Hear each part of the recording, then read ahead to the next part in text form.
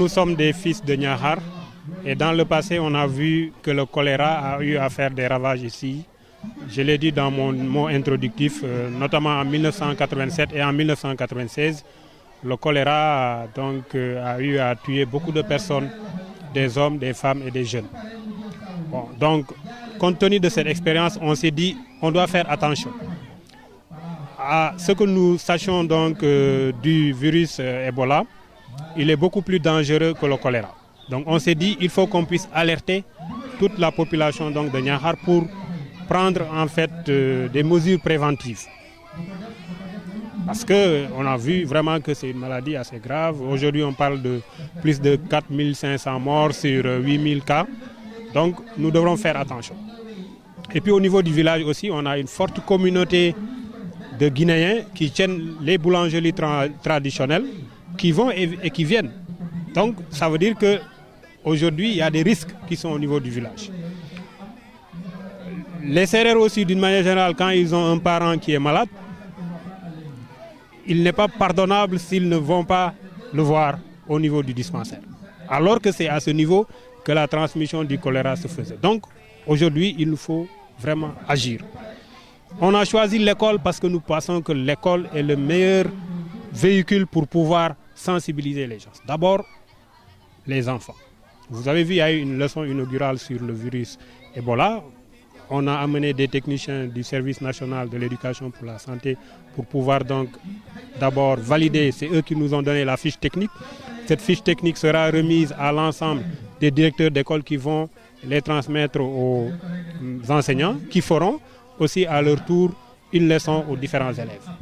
En partant des élèves, on pourra atteindre les familles et après avoir atteint les familles, on pourra atteindre les quartiers et les villages. Voilà un peu le schéma qu'on a essayé donc de faire. Bon. Par rapport à cette journée, nous sommes très comblés dans la mesure où c'est une action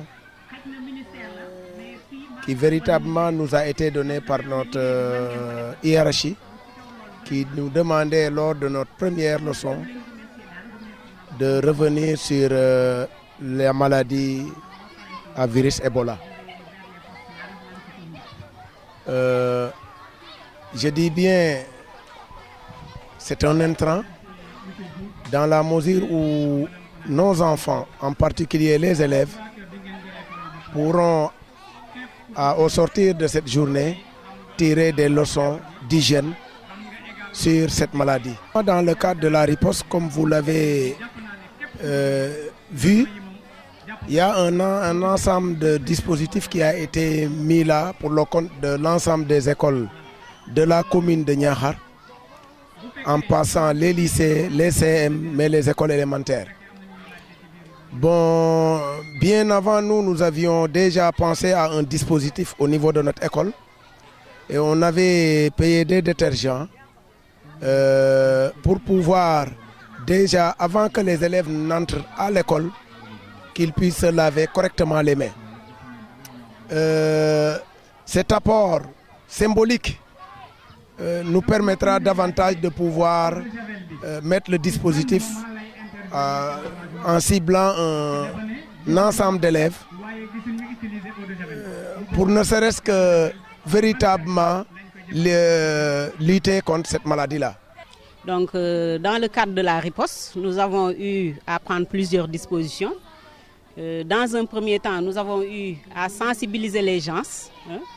Et dans un second temps, nous avons eu à faire le plan de riposte avec la région médicale dans le but de le soumettre à l'autorité centrale pour voir ce qu'on pourra faire au niveau de la zone pour lutter contre cette maladie à virus Ebola.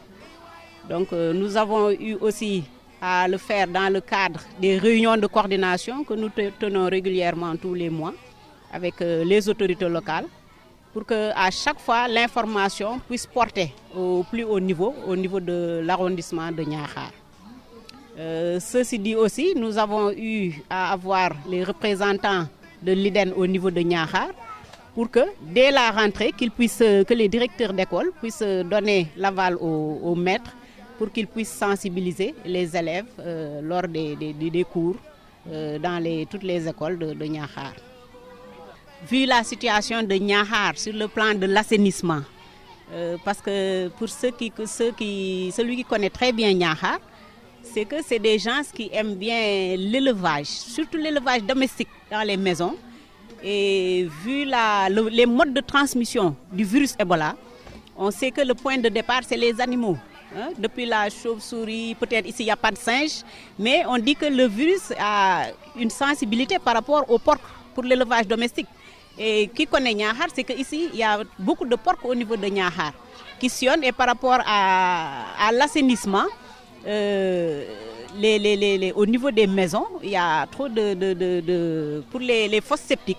On sait que ça manque et que les porcs aiment l'eau stagnante qui est de mauvaise qualité.